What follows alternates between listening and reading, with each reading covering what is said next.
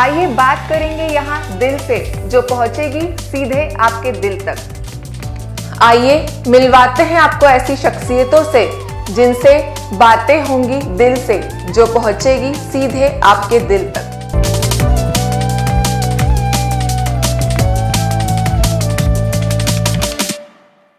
करीब 30 साल पहले ये अपनी बेटी के लिए एक ऐसा स्कूल तलाश रहे थे जहां पर शिक्षा, नैतिक मूल्य, संस्कार और कौशल उन्नयन एक साथ सीख सके।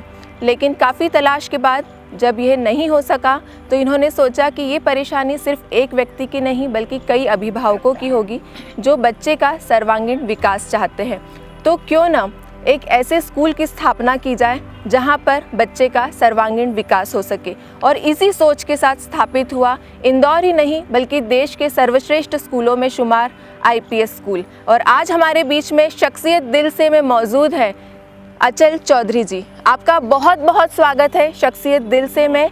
और यहाँ पर आज हम जानेंगे अचल चौधरी जी के सामाजिक, पारिवारिक और शैक्षिक सफ़र के बारे में। और मैं हूँ सुमेधा। सर, कैसा रहा आपका ये पूरा सफ़र? थोड़ा सा मैं हिस्ट्री में पीछे जाना चाहूँगा। मेरा परिवार इंदौर में सन 1975 में आए। मैंने आईआईटी खड़गपुर से, जो देश का व विश्व के एक सर्वश्रेष्ठ संस्थानों में है, वहाँ से आर्किटेक्चर का कोर्स किया था और वहाँ से करके इंदौर में मैं आया।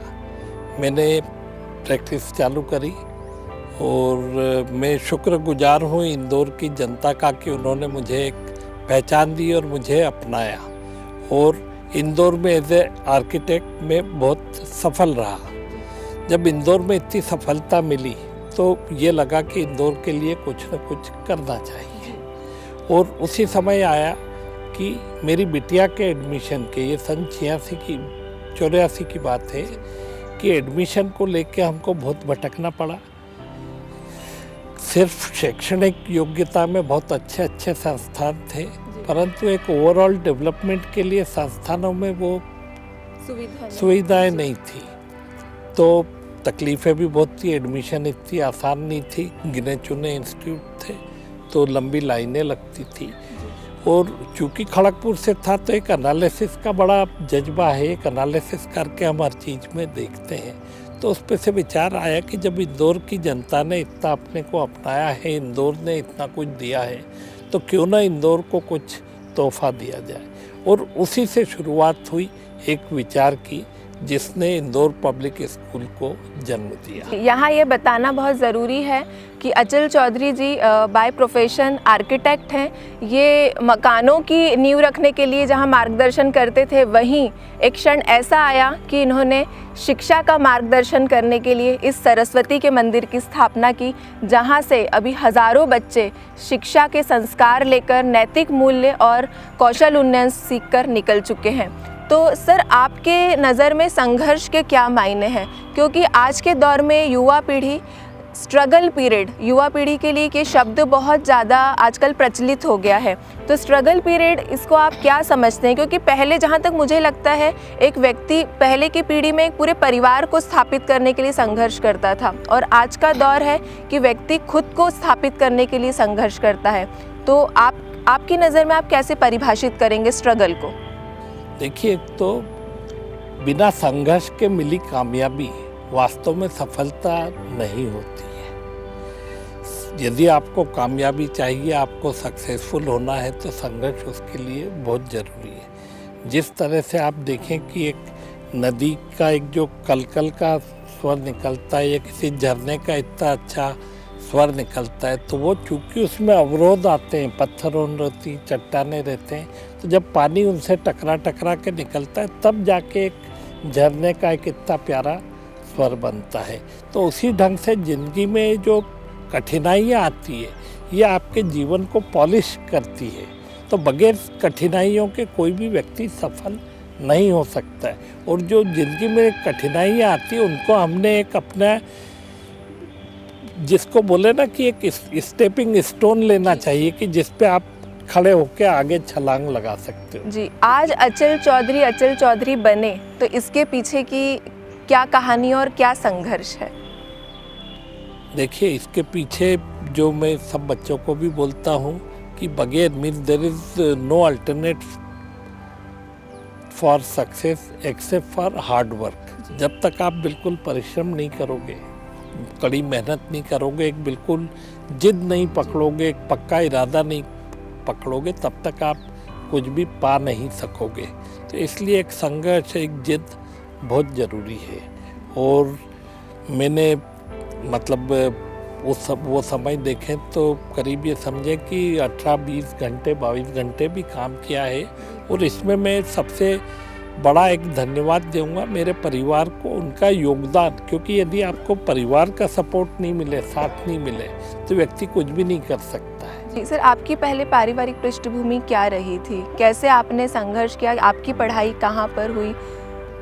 मेरी पढ़ाई हुई भारत के सबसे अच्छे तकनीकी संस्थान IIT खड़गपुर से। और स्कूली शिक्षा आपने कहाँ से? स्कूली शिक्षा यूँ तो कहे तो आज रामपुरा करके एक जगह है जहाँ की जनसंख्या उस समय 10,000 थी, आज भी 10,000 है। तो एक छोटी सी जगह से जो ग्रोथ करी है, तो वो वास्तव में एक जी, अगर हम अब यहाँ पर कहना ज़रूरी होगा कि अगर दृढ़ संकल्प हो, इच्छा शक्ति हो और कुछ कर गुजरने का जज्बा हो, तो जगह छोटी हो या बड़ी मायने नहीं रखता, बस हमारे इरादे बुलंद होना चाहिए।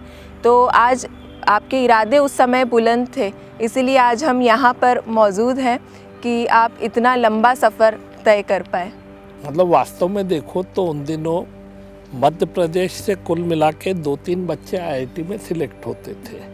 तो छोटी जगह से और IIT में सिलेक्शन होना, वास्तव में आज पलट के देखता हूँ तो बड़ा आश्चर्य होता है कि कैसे हुआ कि जहाँ 3-4 लोग जाते थे उसमें मेरा सिलेक्शन हो गया। तो वास्तव में बड़ी अच्छा लगता है वो देख के।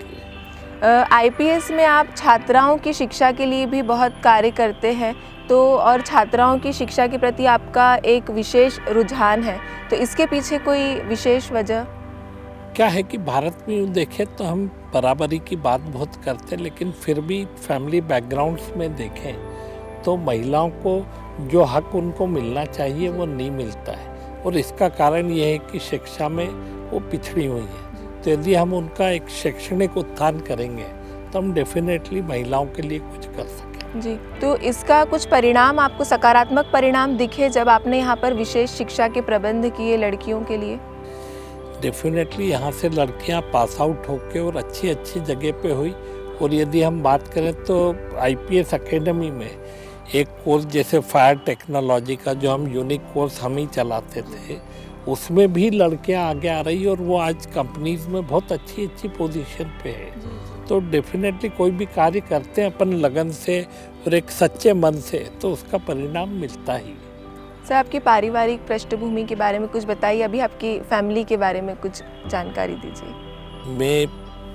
मेरी एक वाइफ है और एक तरह से बोलें कि शिक्षा के क्षेत्र में आने के लिए उनका इंस्पिरेशन बहुत ज़्यादा रहा। उन्होंने करीब 18 साल तक जो एक बालाजी गणेश मारवाड़ी कन्या विद्यालय है उसमें पढ़ाया। बहुत अच्छी टीचर थी वो, तो उनका स्कूल की प्लानिंग में बहुत एडवांटेज मिला।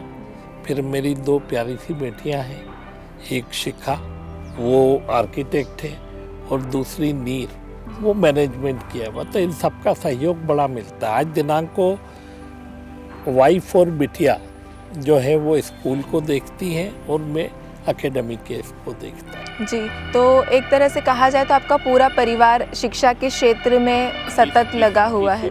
व्यक्ति को जब तक उसका परिवार, उसके घर के लोग उसके साथ नहीं हो तो सफलता मिल नहीं सकती है। सफलता कुछ मिली भी तो जो मिलना चाहिए वो नहीं मिलेगी और उसका वो आनंद नहीं मिलेगा।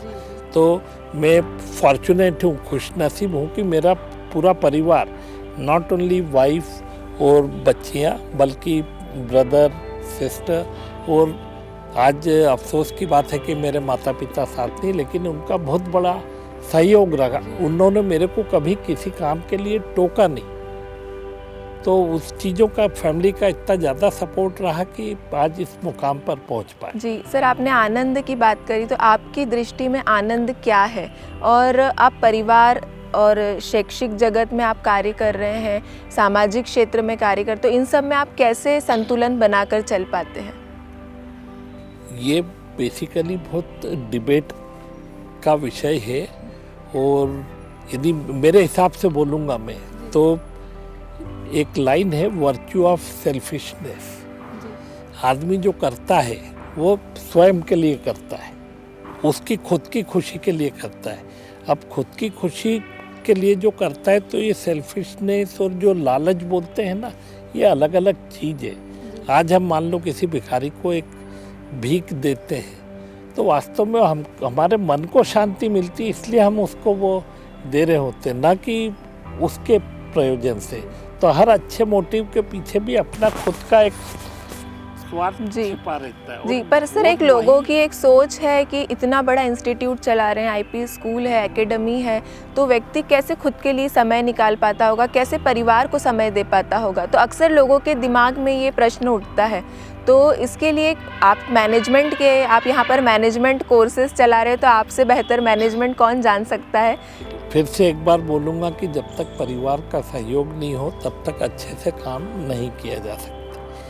फिर दूसरी खास बात ये है कि हर किसी को 24 घंटे हैं, 24 घंटे आपके पास है, 24 घंटे इनके पास है, 24 घंटे मेरे पास है। तो यदि आपने टाइम का मैनेजमेंट कर लिया, जिस ढंग से फाइनेंस मैनेजमेंट करते हैं उसी ढंग से टाइम मैनेजमेंट, यदि आपने टाइम मैनेजमेंट कर लिया तो आप ज़िंदगी में बहुत कुछ पा सकते हैं। तो मैनेजमेंट बहुत ज़रूरी है। सर, ग्रामीण क्षेत्र के बच्चों के लिए आप काफ़ी काम करते हो और यहाँ एकेडमी में आपके यहाँ काफ़ी ग्रामीण क्षेत्र से बच्चे आते हैं, तो क्या कुछ आपने इन लोगों के लिए विशेष सोचा था? ऐसा आपको लगा था कि गांव में वास्तव में शिक्षा पहुंचने की ज़रूरत है? ये वास्तव में एक दुखदाई विषय है कि आज दिनांक को भी सरकार के इतने पैसा खर्च करने के बावजूद भी ग्रामीण क्षेत्रों में, पिछड़े क्षेत्रों में शिक्षा उस स्तर तक नहीं पहुंच पाई जहां पहुंचनी चाहिए। और इसी को मद्देनजर रखते हुए हमने एक स्कूल डाला है झाबुआ में, जो एक ट्राइबल बेल्ट है, और एक स्कूल डाला है सांवेर में, और ईश्वर की कृपा रही तो और भी रूरल एरियाज में हम स्कूल्स डालेंगे। जी जी सर, परिवार के आपने सहयोग की बात करी, तो आपकी परिवार के साथ में भी और क्या प्लानिंग है कि आप शिक्षा को किस लेवल पर ले जाना चाहते हैं? क्या है कि जब तक एक व्यक्तिगत या एक शैक्षणिक संस्थानों को या किसी भी संस्थान को एक स्वायत्तता नहीं मिलती है, तब तक उसको एक ढर्रे में चलना पड़ता है। तो जैसे अभी एक बोर्ड के हिस्से या यूनिवर्सिटी के हिस्से बंधे रहते हैं, तो स्वायत्तता जब मिलेगी तो आपकी कंपटीशन बढ़ेगी और आप खुद का कुछ कर सकेंगे। अदरवाइज तो एक ही स्कीम को सब लोग फॉलो कर रहे हैं, कोई थोड़े ज़्यादा अच्छे से, थोड़े कम अच्छे से। तो ये ज़रूरी है कि शिक्षा के क्षेत्र में एक मिनिमम गाइडलाइन रख के जितनी ज़्यादा स्वायत्तता देंगे उतना उसका फ़ायदा होगा। और इस चीज़ को हमने ज़्यादा रियलाइज़ करा जब हमको रिसेंटली हमारे इंजीनियरिंग कॉलेज में, जो कि मध्य प्रदेश का ओनली प्राइवेट अनएडेड कॉलेज है जिसको ऑटोनॉमी मिली है, तो उसमें जो हमको एक स्कोप दिख रही है, एक दृष्टि दिख रही दूर कि इसमें बहुत कुछ कर सकते हैं, तो वो सभी क्षेत्रों में आना चाहिए। जी सर, अभी एक लॉकडाउन का बहुत लंबा पीरियड गया है, तो लॉकडाउन के दौरान सभी कोई घर में कैद थे, घर में थे, तो उस दौरान आपका समय कैसे बीता? क्योंकि ये आपके कॉलेज के स्टूडेंट ज़रूर जानना चाह रहे होंगे कि हमारे सर उस दौरान क्या करते थे, कैसे वो समय बिताते थे, और क्या उस दौरान भी उन्होंने कुछ प्लानिंग करी कॉलेज स्कूल को लेकर? समय बिताने के अलावा मैं पहले दूसरी बात बोलूँगा। जैसा मैंने बोला था कि जब तक हर्डल्स नहीं आती है तब तक आप प्रोग्रेस नहीं कर सकते हो।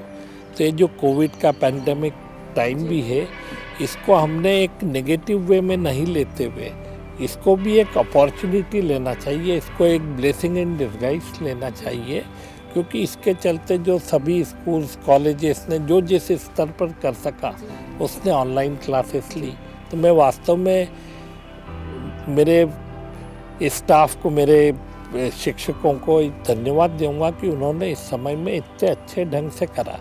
और इसका पॉजिटिव ये रहा कि आज the world has become closer. पहले हमको एक इंटरनेशनल कॉन्फ्रेंस करने के लिए 2-3 साल की प्लानिंग होती थी, अभी हमने इस 6 महीने के पीरियड में 4 इंटरनेशनल कॉन्फ्रेंसेस कर ली। तो वर्ल्ड हैज़ बिकम स्मॉलर। तो जो टेक्नोलॉजी हम अदरवाइज यूज़ धीरे धीरे, क्योंकि एक एडॉप्टेबिलिटी बड़ी मुश्किल चीज़ रहती है, जो यूज़ करते करते हमको 3-4-5 साल लगते, वो हम 5 महीने में एडॉप्ट कर गए। तो पेंडेमिक का ये एक बहुत बड़ा फ़ायदा हुआ। तो इसी ढंग से यदि सब सोचें कहीं पॉजिटिव, तो हर चीज़ में कहीं ना कुछ पॉजिटिव। डिजिटल लर्निंग को लेकर एक पेरेंट्स का बहुत इशू चल रहा है कि डिजिटल लर्निंग होना चाहिए नहीं होना चाहिए, इस बारे में आपकी क्या राय है? मैम क्या है कि 2 चीज़ें, एक तो नॉलेज जो है इसको आप खाली इन्फॉर्मेशन समझो, तो इन्फॉर्मेशन यदि है तो वो गूगल पे और बहुत सी चीज़ों पे मिल जाती है। तो यदि आपका पर्पस सिर्फ इन्फॉर्मेशन गेन करना है तो कहाँ से भी गेन कर लो, लेकिन लर्निंग मतलब उस चीज़ को मैं ढालना खुद को, विच इज़ एक्चुअल लर्निंग, तो उसके लिए कॉन्टेक्ट मतलब खाली बच्चा जो क्लासरूम में पढ़ता है वो खाली जितना सब्जेक्ट पढ़ाया नहीं, उसके अलावा बहुत सारी चीज़ है। तो अल्टीमेटली क्लासरूम टीचिंग का कोई अल्टरनेट नहीं है, लेकिन उसके पीछे आप 1 साल बच्चे का नहीं बिगाड़ सकते हैं। तो मैं पेरेंट्स से ये गुजारिश करना चाहूँगा कि वो फीस के मैटर को या दूसरी तकलीफ़ों को नहीं देखे, आज अपने बच्चे को पढ़ाने पे ध्यान दे, क्योंकि उसके करियर का 1 साल बिगड़ा तो एक बहुत बड़ा उसकी ज़िंदगी का नुकसान होगा। तो जब तक और दूसरा अल्टरनेट नहीं, तब तक डिजिटल लर्निंग कराई जाए। इसका भविष्य में भी एक एडवांटेज ये है कि आज यदि हम देखें तो रोज़ कुछ न कुछ नए टेक्निकल डेवलपमेंट्स हो रहे, नई चीज़ें आ रही, कभी रोबोटिक्स में तो कभी लैंग्वेज में, कभी किस चीज़ में। अब स्कूल का यदि टाइमिंग देखें हम, जो 6 घंटे 7 घंटे का रहता है, तो उसमें बच्चे को हर चीज़ नहीं कराई जा सकती, कोर्स भी बहुत बढ़िया है। तो यदि ऑनलाइन के ऊपर पेरेंट्स भी यदि प्रॉपर ध्यान देंगे तो क्या है कि कुछ टेक्स्ट बुक की टीचिंग जब सब चीज़ें नॉर्मल हो जाएगी, तब भी मैं तो ये सजेस्ट करूँगा कि कुछ चीज़ें ऑनलाइन पढ़ाई जाए, और जो बचा हुआ टाइम है जो कि इंडिविजुअल इसमें नहीं हो सकता है, मान लो ग्रुप में ही खेलना है या कुछ चीज़ें ग्रुप में पढ़ाई करनी है या रोबोटिक्स का सीखना जो कि इंडिविजुअल पेरेंट नहीं दे सकता है, तो इन चीज़ों के लिए टाइम मिल जाएगा। तो इसलिए हर किसी ने ऑनलाइन को अब आगे के लिए एक ब्लेसिंग समझ के जो मेन इसका उसका 20% तो एडॉप्ट करना ही चाहिए। जी, ये एक सोच का अंतर है। अगर हम सकारात्मक सोचें तो कहीं भी हमको हर जगह एक राह दिख सकती है। अब चलते चलते सर आपके थोड़े से और व्यक्तिगत जीवन को छूना चाहेंगे। कुछ आपकी रुचि कौन सी चीज़ों में ज़्यादा है? जब आपका खाली समय रहता है तो आप क्या करना पसंद करते हैं? कोई ऐसी चीज़ जो आप घर में, बाहर, फैमिली के साथ वैसा अच्छा समय बिताना पसंद करते हैं? क्या है कि पहला प्यार जो होता है पहला प्यार होता है, तो आर्किटेक्चर मेरा फर्स्ट लव है। तो आज दिनांक को भी मैं छोड़ा नहीं हूँ, मैं बिल्डिंग डिज़ाइन को लेके बैठता हूँ, वो पहला। यहाँ पर आपको बताना चाहेंगे आईपीएस ये जितने जगह में फैला है, यहाँ की एक एक चीज़ सर के मार्गदर्शन में बनी है, सर के मार्गदर्शन में यहाँ की नींव रखी गई है। तो हम समझ सकते हैं कि आर्किटेक्ट कितना इनको प्यारा है।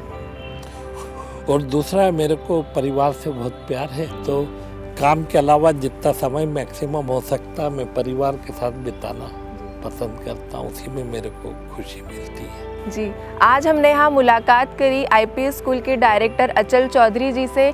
दृढ़ निश्चय कैसे सकारात्मक सोच के साथ कैसे आगे बढ़ा जा सकता है और एक छोटी सी शुरुआत कैसे इतना विशाल रूप लेकर सफलता के शिखर को छू सकती है, आज हमने जाना अचल चौधरी जी से। अगले एपिसोड में किसी और ऐसी ही शख्सियत से आपकी मुलाकात करवाएंगे। तब तक के लिए बने रहिए एमपी न्यूज़ के साथ। नमस्कार। नमस्कार।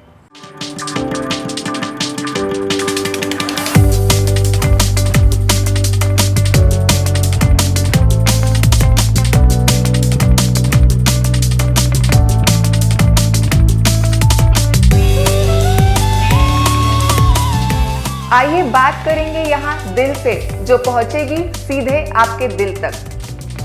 आइए मिलवाते हैं आपको ऐसी शख्सियतों से जिनसे बातें होंगी दिल से, जो पहुंचेगी सीधे आपके दिल तक।